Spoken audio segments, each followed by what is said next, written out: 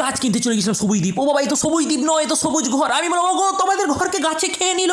ওরা বললো না না, আমরা এইভাবেই রেখেছি। তারপরে এদিক ওদিক ঘুরতে হঠাৎ করে দেখলো বাঁশ। আমরা তো আছুলা বাঁশ খেয়েছি, কিন্তু এ তো দেখলাম খুব ভালো বাঁশ, এরকম বাঁশ দিলে তো নেওয়াই যায়। তারপর দেখলাম এখানে ফটোগ্রাফি সেশন চলছে চারদিকে ফুলে।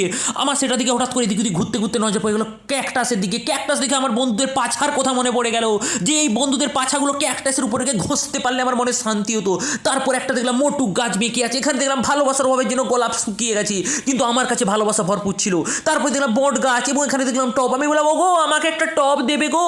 বললাম হ্যাঁ দেবো, তো চলো না একটু বাড়ির পেছন দিকে অন্ধকারে। আমি বললাম কেন অন্ধকারে যাবো? এখানে দেখলাম পেঁয়াজের দাম কমার জন্য এখানে চারদিকে পেঁয়াজ। আমরা তো পাথর কুচি গাছ শুনেছি, কিন্তু পাথরের উপর গাছ, পাথরের উপর গাছ দেখে আমার মনটাও পাথর হয়ে গেল।